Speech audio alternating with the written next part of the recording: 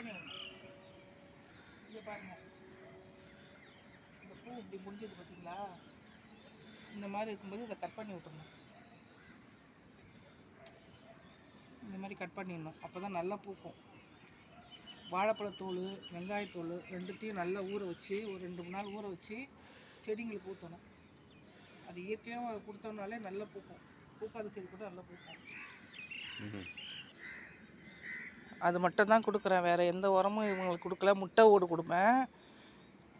மற்றபடி இந்த வாழைப்பழத்தோல் ஊற வச்சு இல்லைன்னா வெங்காயத்தோல் இதெல்லாம் ஊற வச்சுட்டு கொடுத்துருவேன் நான்.